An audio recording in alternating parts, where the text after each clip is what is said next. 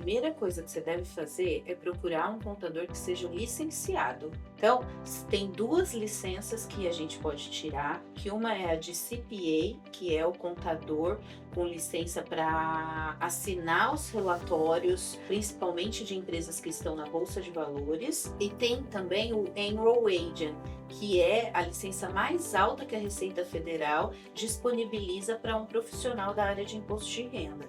A gente orienta os nossos clientes e como a maioria dos nossos clientes são imigrantes brasileiros, eles têm vínculo com o Brasil e com os Estados Unidos ainda, então a gente atua nos dois países.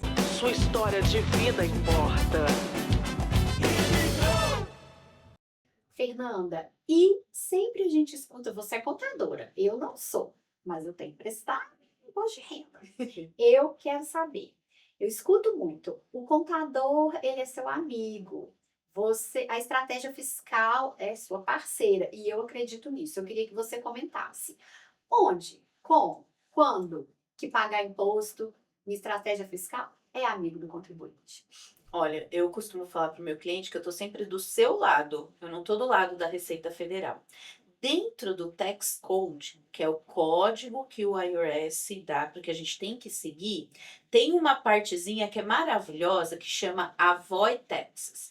A gente pode avoid o tax, então a gente pode evitar o imposto de renda com estratégias. A gente não pode sonegar imposto de renda, isso é crime. Agora, evitar ser tributado em alguma situação usando estratégias legais está no tax code, a gente pode fazer dos Estados Unidos, né? É diferente do Brasil, que no Brasil a gente não pode tentar evitar o imposto. E aqui a gente consegue evitar o imposto. Então, o que o contador te ajuda? Sabendo dessas estratégias. Por isso que eu te falo que eu estou sempre estudando, eu estou sempre analisando o tax code, porque eu quero criar estratégias legais onde eu posso fazer com que você pague menos imposto de renda.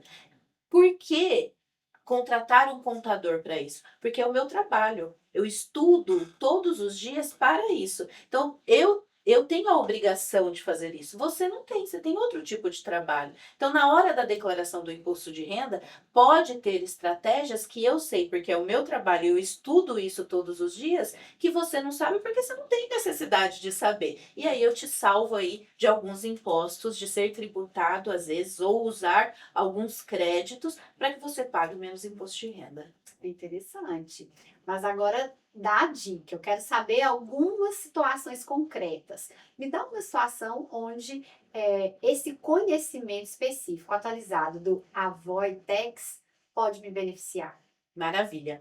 Tem um que eu uso quase todo ano, que é na hora de contribuir com os planos de aposentadoria que tem nos Estados Unidos. Então, vamos supor que você ficou devendo US$ 10.000 de imposto de renda. A gente vai mandar parte desse dinheiro, ou até os US$ 10.000 mesmo, para uma conta de aposentadoria em seu nome. Então, você está criando uma poupança ali para você, e esse valor a gente consegue abater do seu imposto de renda. Então, ao invés de pagar imposto com aquele dinheiro, você vai poupar esse dinheiro numa conta de aposentadoria sua e a gente vai abater esse valor da sua declaração de imposto de renda. Essa é uma das estratégias que eu mais gosto.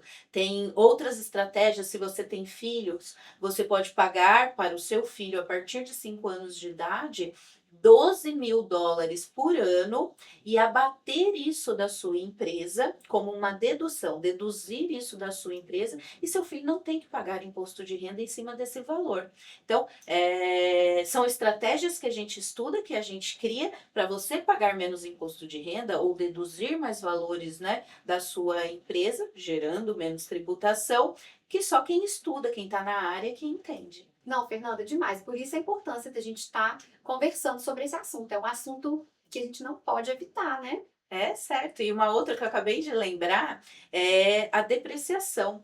Então, quando você compra um carro ou um maquinário para a empresa, em alguns casos você consegue depreciar 60% agora esse ano, 60% do valor desse carro, desse bem, já na sua declaração de imposto de renda. Então, se você comprou um bem de US$ 100.000 em nome da sua empresa, a gente já pode depreciar US$ 60.000 e isso abate do valor que vai ser incidido do seu imposto de renda. Eu vejo muita gente dizendo, compre um carro e deduza tudo do seu imposto de renda. E as pessoas me perguntam, Fernando, isso é verdade? Eu falo, em parte é verdade. Você não vai receber esse dinheiro na sua mão, mas esse valor vai ser deduzido do valor que vai ser incidido do seu imposto de renda. Uhum. Muito bom. É importante também ressaltar aqui que nós estamos falando de quem tem imposto a pagar, né, Fernanda? Exatamente. Não é um crédito que você vai receber, não. Se você gerou renda, se você trabalhou, se você tem para declarar, tem várias estratégias para que, com o valor que você pagaria para o IRS, você reverta ou use de forma mais inteligente para a sua empresa, né? É exatamente isso. Agora, sobre imóveis. A casa que a pessoa mora, como é o ganho de capital, a tributação sobre o ganho de capital, sobre o equity desse imóvel quando a pessoa decide vender? Tem que pagar tudo? As melhorias que eu fiz na casa, em algum momento eu posso. É importante eu ir salvando essas informações? Eu sempre fico com essa dúvida. Tá. A casa, a Receita Federal, ela te dá um crédito de 250.000 por pessoa, 500.000 se você for casado, no ganho de capital da sua casa própria. Então, se você morou nessa casa por mais de 2 anos, ele considera que é sua casa própria e você já ganha esse crédito de 500.000 na apuração do ganho de capital. Além disso, tem as melhorias que você fez na casa, que são melhorias concretas. Por exemplo, a troca de um piso, a troca do teto, né? Esse tipo de melhoria que valorizam a casa, você pode abater também do valor do ganho de capital. Então, você tem que guardar, né? Se você ficou aí 10 anos morando nessa casa e lá no primeiro ano você fez essa melhoria, o ideal é você salvar esses recibos para quando a gente for vender essa casa, quando você for vender essa casa, a gente conseguir apurar o ganho de capital, abatendo o valor das melhorias também. Então, a gente já começa aí, se você morou mais de 2 anos nessa casa, com 500.000 de crédito, se você for casado. Então, você comprou a casa por 500.000 e vendeu ela por 1 milhão. Você é casada, morou mais de 2 anos nessa casa, você já não vai pagar nada de imposto de renda, porque você vai usar o crédito de US$ 500.000. O legal é que esse crédito ele é renovado. Então, na sua próxima casa, na sua próxima casa própria, você também pode usar esse crédito se você morou mais de 2 anos nessa casa. Fernanda, sobre a casa que mora, tá claro. E a casa de investimento, que tem algum aluguel, é possível deduzir imposto sobre as despesas dessa casa, desse imóvel? Sim, se essa casa te gera uma renda, se ela é uma casa de investimento, vamos falar da casa de aluguel mesmo, você tem que declarar essa renda, porém você consegue abater todas as despesas que você teve nesse ano com essa casa. Uma das despesas mais comuns são o property tax, que é o nosso IPTU aqui nos Estados Unidos, você pode abater. Você pode abater se tiver um financiamento, os juros do financiamento também. Além disso, a gente consegue depreciar essa casa. Por ser uma casa de investimento, a gente consegue depreciar e diminuir o valor que vai ser incidido o imposto. Sobre aquela renda que Sobre- aquela casa me gera. E na hora da venda, a gente vai calcular o ganho de capital também, mas a gente vai poder deduzir todos os valores que você fez de melhorias nessa casa para fazer o ganho de capital e aí você paga o imposto só sobre a diferença. Então, também quem tem uma casa de aluguel não precisa ficar com receio de investir só porque, é só para aluguel. Pode também, né? Fazer as melhorias para valorizar o aluguel sem ter medo. Lá na hora de vender, tem como reaver isso. Tem como abater do valor do ganho de capital todas essas melhorias que você fez, melhorias permanentes nessa casa. Gente, olha, tem que ter organização, viu? Porque contabilidade tem que estar lá tudo certinho, né, Fernanda? Tudo certinho. O problema da declaração de imposto de renda é se você. O IRS ele parte do princípio que você fala a verdade, então ele acredita em você. Se em algum momento ele desconfiar e mandar uma cartinha de auditoria, aí a gente tem que provar toda a informação que a gente colocou lá. Posso provar se, eu perdi o recibo. Se for um recibo de uma loja, você consegue comprovar através do bank statement, né? do No extrato valor bancário. debitado no extrato bancário. E se for de um serviço, a gente pode ligar para o contractor novamente e solicitar uma cópia do recibo. Ah, então tem alternativas, mas vamos ficar organizados. Isso. Fernanda, existem estados melhores para morar do ponto de vista fiscal? Existe. Se for do ponto de vista fiscal, tem estados que não cobram imposto de renda para pessoa física. Então, a Flórida, por exemplo, o Texas, tem em torno de 9 estados aí que não cobram imposto sobre a renda na pessoa física. Então, se for para escolher um lugar para morar através do quesito fiscal, a gente escolhe um desses estados. Por isso que falam que a Flórida é um dos estados para pós-carreira, que as pessoas que já se aposentaram gostam de ir. Esse é um dos motivos também, né? O aposentado ali, ele vai, que continua gerando renda dos seus investimentos, se ele está na Flórida, ele não paga o imposto estadual na pessoa física. Então, é o destino. Mas eu acho que na Flórida é mais porque é quentinho, né? Também tem isso, né? Fernanda, agora, não é uma tarefa fácil para nós que não somos dessa área, né? Falar do meu caso de contabilidade, escolher um contador. Não é uma coisa simples. Principalmente que eu tenho consciência que tem que ser uma pessoa que estuda isso, sim. Existem estratégias que eu desconheço e que o contador pode me ajudar. Qual uma forma para eu ter certeza que eu estou escolhendo um bom contador? Existe alguma dica que você possa dar nesse sentido? Olha, a primeira coisa que você deve fazer é procurar um contador que seja licenciado. Então, tem duas licenças que a gente pode tirar, que uma é a de CPA, que é o contador com licença para assinar os relatórios, principalmente de empresas que estão na Bolsa de Valores. E tem também o Enroll Agent, que é a licença mais alta que a Receita Federal disponibiliza para um profissional da área de imposto de renda. Então, esses dois profissionais você pode contratar na hora de declarar o seu imposto de renda. Por quê? Eles estudaram para fazer aquilo, eles entendem do que estão fazendo e são licenças que elas são renovadas anualmente. E para você renovar essa licença, você tem que fazer uma prova de atualização.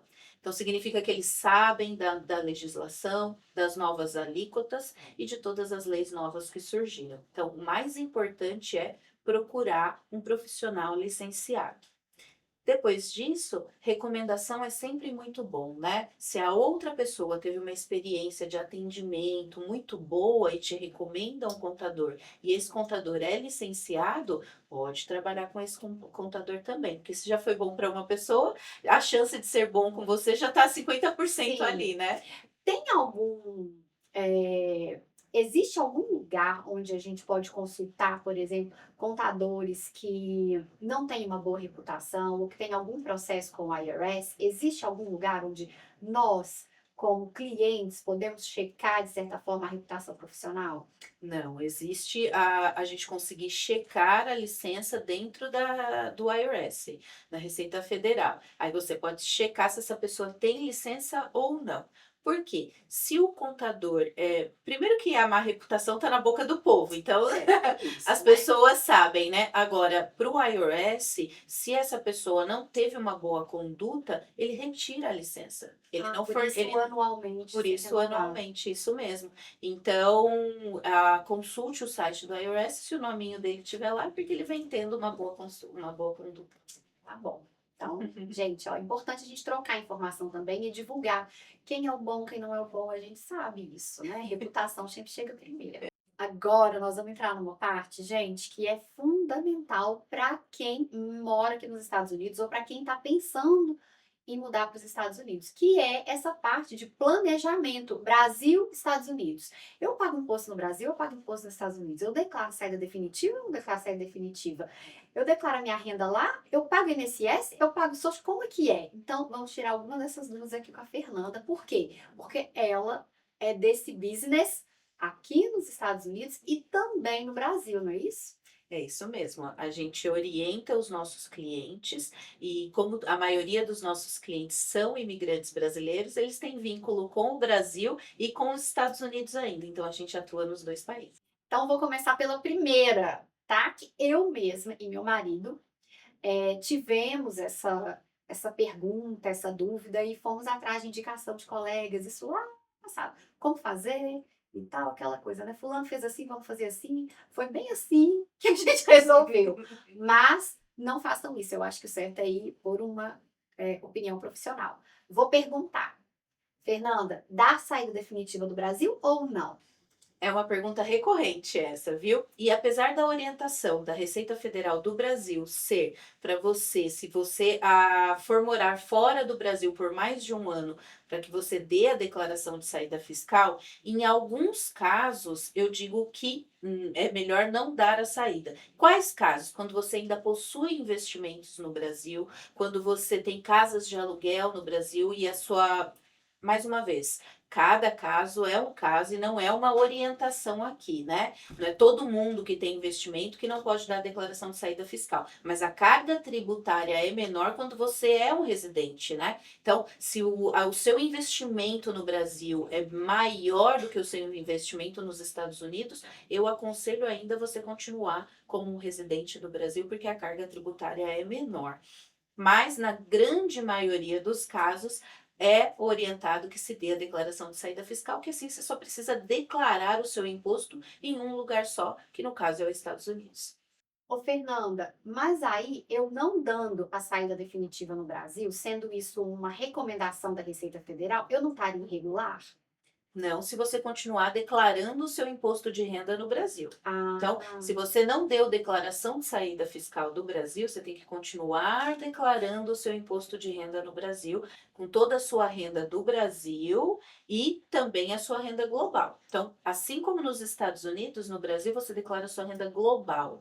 Você vai ter que declarar toda a renda que recebeu no Brasil, como toda a renda que recebeu aqui nos Estados Unidos. Aí você vem para os Estados Unidos e tem que declarar a sua renda global, toda a renda que você recebeu no Brasil e que você recebeu aqui. O bom é que apesar dos Estados Unidos e o Brasil não terem um acordo fiscal, eles têm um acordo de amigos. Então, o imposto pago aqui é abatido no Brasil e o imposto pago lá também é abatido aqui nos Estados Unidos. Você não paga duas vezes. então a conta fecha, mesmo para quem não dá a saída definitiva, a conta fecha e não está irregular. A conta fecha e não está irregular se ele cumprir com a obrigatoriedade de declarar o imposto de renda sobre a renda dele, global. Olha, é confuso. É Vou confuso. falar, mas parece que para Fernanda não tá confuso, né, Fernanda? Não é confuso e, mais uma vez, cada pessoa eu dou uma orientação, Personalizada. cada pessoa eu dou uma orientação personalizada. Então, em alguns casos, e na grande maioria dos casos, o ideal é que você dê a declaração de saída fiscal no Brasil, assim você declara seu imposto num só lugar, claro, com a sua renda global, mas em um só lugar. Alguns casos eu oriento que fique ainda como um residente do Brasil, para que você possa declarar seu imposto e sua renda lá também. Fernanda, você falou sobre esse acordo de amigos. Esse acordo de reciprocidade entre o Brasil e os Estados Unidos, como funciona? É um acordo da não bitributação. Então, o imposto pago em um país, você pode usar como crédito do imposto gerado aqui no outro país. Então, vamos supor que você tem uma renda de aluguel no Brasil, você tem uma casa de aluguel no Brasil e você pagou imposto devido sobre essa renda no Brasil. Você, aqui nos Estados Unidos, tem que declarar sua renda global. Então, vai chegar aqui, você vai ter que declarar essa renda de aluguel recebida no Brasil. Porém, pelo acordo de não bitributação, o imposto pago sobre essa renda lá, a gente vai usar de crédito aqui para abater desse imposto gerado na renda desse aluguel. Então, só por aí a gente vê que é possível, né? Assim, declarar nos dois, não tem nem nada de irregular. Não tem nada de irregular. A única orientação que a gente tem que seguir é, se não deu da declaração de saída fiscal, você tem que declarar lá no Brasil a sua renda global. Não podemos esquecer dessa palavrinha global. Porque eu recebo muitos clientes com dúvida. Nos Estados Unidos eu quero declarar só a minha renda nos Estados Unidos e no Brasil eu declaro só minha renda no Brasil. Não, tá irregular. Os dois países determinam que você tem que declarar sua renda global. Então, se lá na China você teve um rendimento, você vai ter que declarar no país que você reside.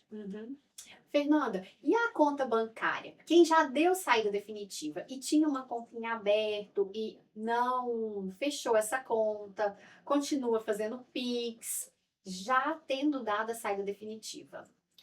Tá irregular?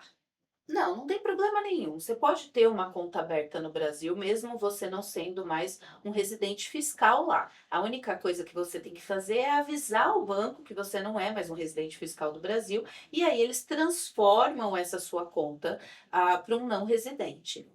Contribuir para o INSS no Brasil é uma boa estratégia? Não, eu fico sempre com essa dúvida. Olha, depende dos seus planos futuros, né? Se um dia você quiser voltar para o Brasil e depender do INSS lá, você pode, é vantagem para você. É um caso que a gente analisa pessoalmente com a estratégia de futuro que você tem para você mesma, tá? Agora, se você for me pedir a opinião, eu já prefiro que você invista em previdência privada, que você ganhando em dólar. Pegue esse dinheiro que você vai mandar para a Previdência do Brasil e invista numa previdência privada que você vai ganhar muito mais do que depender do INSS lá no Brasil. Como contadora, o que você diria para aquele imigrante que produz em dólar, tem a renda dele em dólar e todo mês manda um dinheirinho para investir no Brasil? Olha, o importante é investir.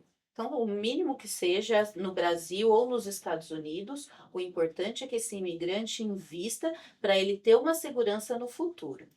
Do ponto de vista fiscal, esse dinheiro gerado aqui nos Estados Unidos, quando você manda ele para o Brasil, ele não vai gerar outro imposto lá no Brasil. Então, você vai pegar, você vai pagar imposto da sua renda aqui, e depois que você pagou o imposto dessa sua renda aqui, você faz o que você quiser com o dinheiro. Então, mandar esse dinheiro para o Brasil não vai te gerar mais imposto, e você está poupando ali, né? Então, desvantagem não tem nenhuma, só tem vantagem. Fernanda, mas se na trajetória o imigrante que estava mandando esse dinheiro para o Brasil, porque ele tinha um plano de voltar para o Brasil, passaram-se 10, 15, 20 anos e ele decide que não vai mais voltar para o Brasil. Mas ele quer trazer de novo aquele investimento que ele fez no Brasil de uma vida toda para os Estados Unidos agora. Como fica essa operação? Olha, e aí é um cálculo complicado de se fazer. Vamos partir do princípio que o dinheiro, o valor original não vai ser tributado novamente. Só que você está me dizendo em 10 anos. O que que muda em 10 anos? O rendimento que esse dinheiro teve e também o câmbio, a taxa cambial. Então você vai pagar imposto sobre a diferença cambial desse valor que você enviou e também sobre o rendimento que esse valor teve. Que esse valor original teve. O valor original em si não vai gerar imposto novamente, mas a gente vai ter que fazer o cálculo da variação cambial e também do rendimento que esse valor deu lá, e aí isso sim vai gerar imposto. Fernanda, para aquele imigrante que está morando nos Estados Unidos, mas deixou no Brasil um imóvel alugado e recebe mensalmente o aluguel como uma renda no Brasil, qual a forma correta de fazer a declaração? Ótimo. Geralmente, se a pessoa deu declaração de saída fiscal do Brasil, o imposto de renda sobre essa renda, sobre esse aluguel, ele é descontado na fonte. Então, na fonte não, mas ele tem que mandar a DARF ali todo mês para pagar esse imposto de renda devido no Brasil. E aí, o que que acontece aqui nos Estados Unidos? A gente vai fazer a declaração dessa renda, dizendo que ele tem essa casa de aluguel no Brasil. A gente vai descontar como uma dedução dessa renda o valor dos juros do financiamento, o valor do IPTU, o valor da manutenção desse imóvel e, além disso, todo o imposto que foi pago no Brasil, a gente vai usar como crédito aqui nos Estados Unidos para abater o imposto gerado sobre essa renda depois das deduções. Acaba que ele não tem que pagar nada sobre essa renda aqui nos Estados Unidos, mas tem que declarar e usar todas essas deduções para fazer o cálculo. Ah, mas a DARF lá na Receita, lá o proprietário precisa pagar. Você tem que pagar sim, é mensalmente. Depende de como você recebe esse aluguel. Se você recebe mensalmente, você tem que pagar o imposto mensalmente também lá no Brasil.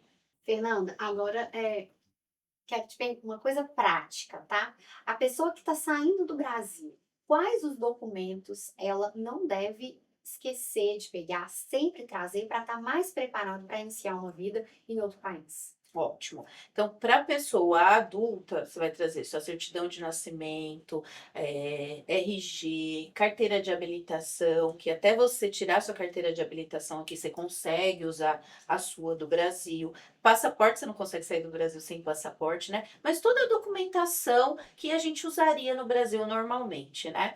Então, certidão de nascimento, RG, carteira de habilitação, CPF e o passaporte são muito importantes. Se você tem uma criança, eu adicionaria nessa documentação a carteira de vacina dessa criança já traduzida, porque na escola eles vão pedir e se você não trouxer a carteira de vacinação, o seu filho vai ter que tomar todas as vacinas novamente. Então, muito importante trazer a carteira de vacinação também. E do ponto de vista fiscal, assim, a última declaração de imposto de renda, como funciona? Isso. Aí, para declarar o imposto de renda, a gente vai precisar de todos os informes de rendimentos que essa pessoa teve no Brasil. Então, se tem conta bancária, conta poupança, né? Alguns investimentos e também a última declaração de imposto de renda. E se a gente vai definir se essa pessoa vai dar saída de declaração fiscal ou não, as datas que a pessoa saiu do Brasil e começou a morar aqui nos Estados Unidos também. E você entende que a decisão de dar a saída definitiva ou não dar a saída definitiva, ela deve acontecer antes ou depois da mudança? Antes da mudança.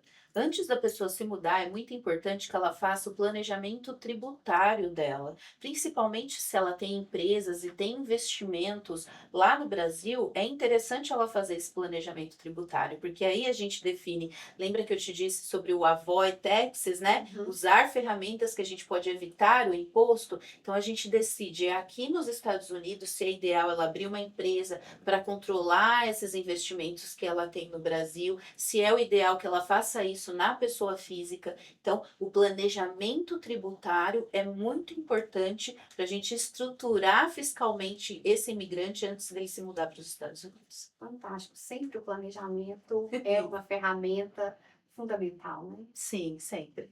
Fernanda, agora eu gostaria que você falasse um pouco mais sobre a Spanner Consulting. Quais os serviços vocês de fato oferecem?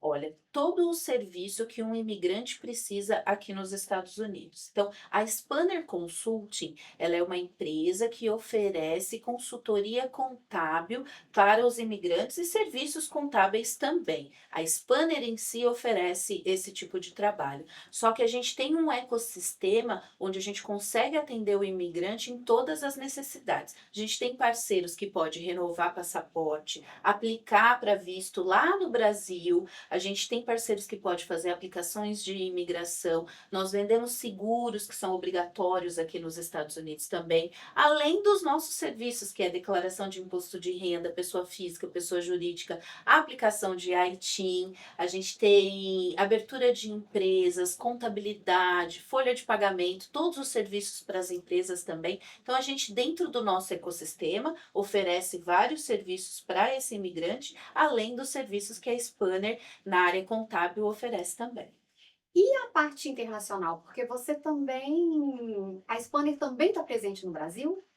Não, a gente tem parceiros contadores no Brasil, em cada região, onde a gente oferece os serviços de contabilidade no Brasil também para o imigrante que está nos Estados Unidos. Geralmente o brasileiro que ainda está no Brasil, ele já tem o seu próprio contador, né? Uhum. Para o imigrante que está aqui nos Estados Unidos, a gente oferece também esse ecossistema lá, mas a Spanner em si não atende com contabilidade no Brasil. Fernanda, aqui você já comentou sobre essa questão das franquias. E eu vi realmente como uma grande possibilidade para pessoas que estão procurando uma transição de carreira iniciar nessa área já com uma estrutura organizada e uma segurança através da empresa de vocês.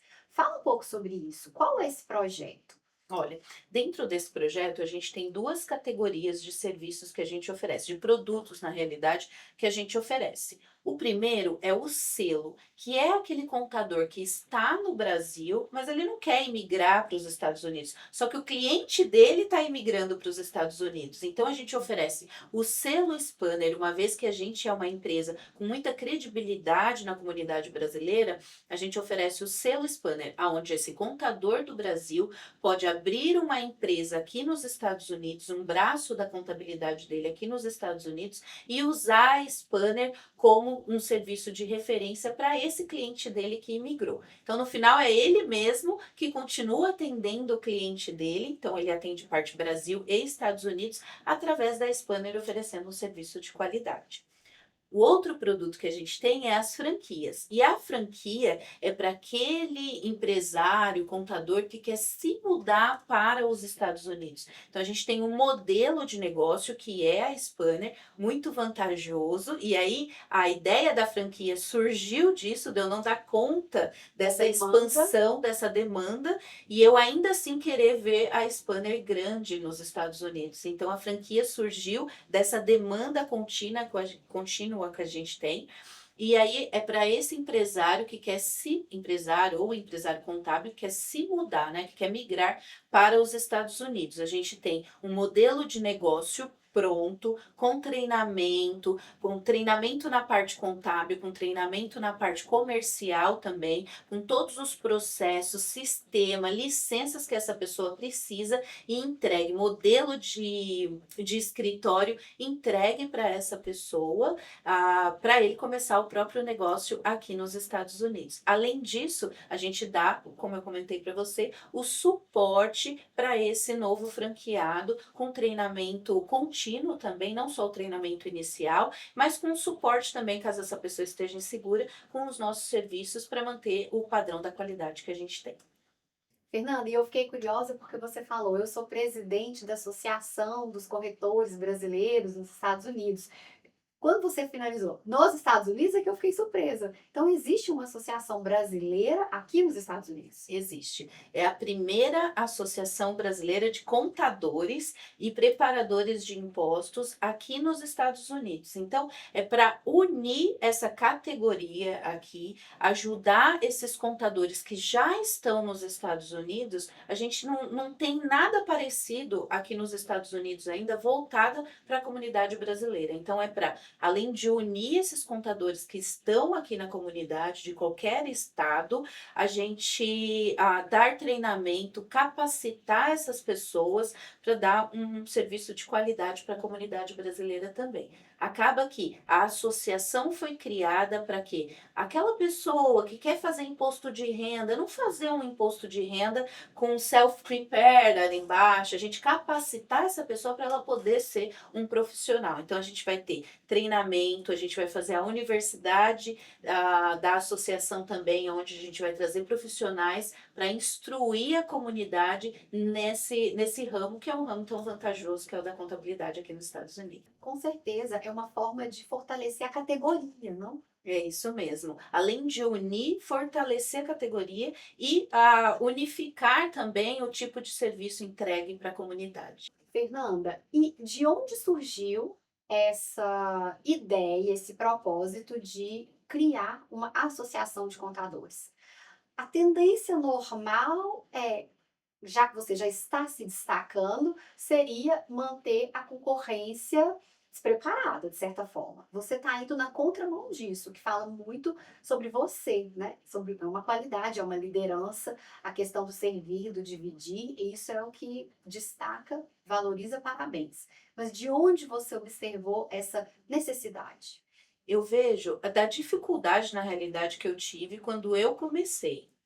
Então, eu tive que, para cada licença que eu tinha que aplicar, primeiro que eu tinha que descobrir por mim mesma que eu precisava daquela licença. Então, eu tenho que tirar a licença para ser uma preparadora de impostos. O PITIM, por exemplo, ia lá e falava: ótimo, agora eu consegui, posso fazer um imposto. Não posso, porque daí eu preciso da licença para conseguir enviar esse imposto online. Aí consigo essa licença, ótimo, agora eu posso enviar um imposto. Não pode, porque agora você tem que contratar o sistema. Então, eu tive que aprender a passo.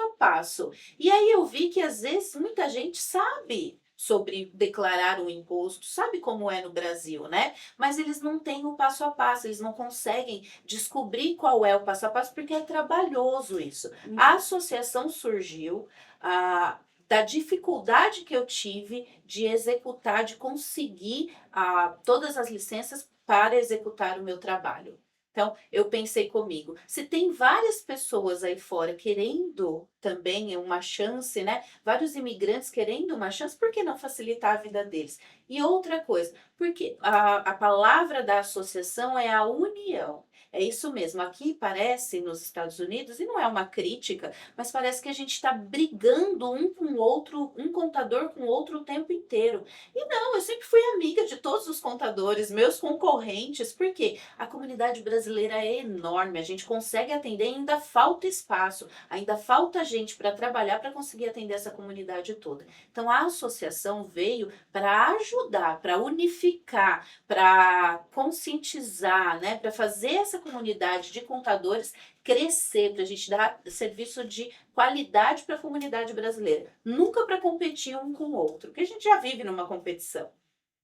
Adorei, amei, é isso mesmo. Eu acho que quanto mais a gente tiver esse espírito, sabe, de realmente de servir, de não ficar nessa ambição, de dividir, de entender que a comunidade brasileira, gente, nós somos imigrantes, não adianta. A gente tem que se ajudar para construir realmente uma comunidade forte para as próximas gerações, né? Meu filho vai sempre ser um imigrante.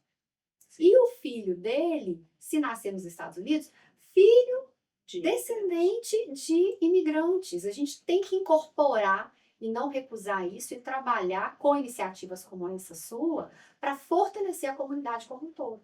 Parabéns. Obrigada. Mas o que eu vejo também é uma vergonha de ser imigrante. Exatamente. Eu não tenho vergonha de ser imigrante, é com muito orgulho que eu sou imigrante e brasileira aqui nos Estados Unidos. A nossa comunidade, apesar de ser enorme, ela ainda é pequena comparada às outras comunidades. Mas eu vejo uma união nas outras comunidades que não tem na nossa. Por que não tem na nossa? A gente tem que se unir, a gente tem que ter orgulho de ter vindo para os Estados Unidos e vencido nos Estados Unidos como imigrante. Que a gente tem o poder de fazer tantas coisas que às vezes um americano mesmo não tem. Ele não tem nem a iniciativa, mas o brasileiro tem, o nosso jeito é assim, né?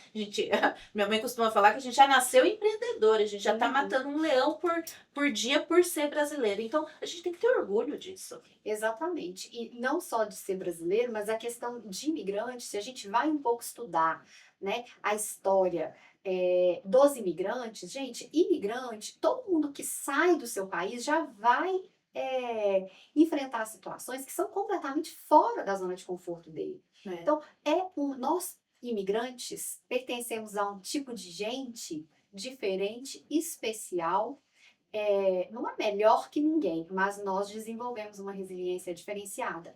Agora, é triste, por um lado, ver que nossa comunidade, apesar de já ter um histórico de alguns anos nos Estados Unidos, a gente ainda tem muito a se desenvolver. Mas estamos aqui no Imigrou, com a Fernanda, com tantas outras pessoas com esse mesmo olhar. Eu acho que é um momento especial para a comunidade e vamos todos ter essa mentalidade de somos imigrantes e vamos deixar para as próximas gerações de imigrantes, para os filhos, um orgulho de falar, eu sou da comunidade brasileira. Essa é a comunidade brasileira, é a comunidade de imigrantes dos Estados Unidos que eu me reconheço, que eu fiz parte, que eu ajudei a construir. É isso mesmo. É sobre isso. É sobre isso. Imigrou! Fernanda, um outro ponto que sempre fica brilhando aqui, que eu quero aproveitar que você está aqui. A questão do planejamento sucessório. Por exemplo, lá no Brasil tem uma situação, aqui também, que é de proteção patrimonial. Porque holding. Aí toda hora tem gente no Instagram falando disso. Você pode falar a sua opinião?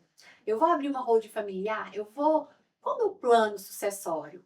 O que eu devo me preparar? Fala um pouco sobre isso. Claro, eu não só posso falar, como eu ofereço esse serviço também, tá? De planejamento patrimonial e sucessório na minha opinião, um anda casadinho com o outro, mas eu tenho clientes que querem só o planejamento patrimonial, outros que querem só o planejamento sucessório. Holding é uma palavra que está na moda agora, né? Mas a holding, ela é um passo muito importante, não sozinha, mas ela é um passo muito importante, ela é um braço muito importante dentro do planejamento patrimonial e sucessório.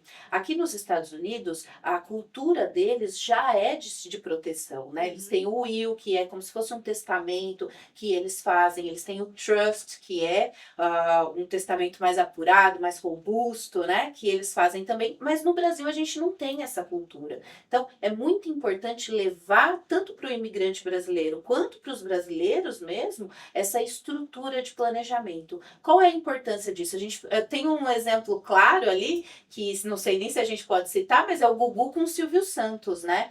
Tudo que aconteceu com a família do Gugu, que não tinha nem recursos, os recursos não foram liberados, eles não tinham nem recursos para pagar os advogados para suas próprias despesas diárias e também para as despesas de advogado. E, ao contrário, o Silvio Santos, que já tinha um planejamento patrimonial e sucessório, que quando ele faleceu, todo mundo já sabia qual era a sua parte do patrimônio dele, né? Então, acidentes acontecem, a gente não está prevendo nada, mas é muito importante ter um planejamento, tanto patrimonial quanto sucessório, de proteção para si mesmo e para os seus sucessores beneficiários também.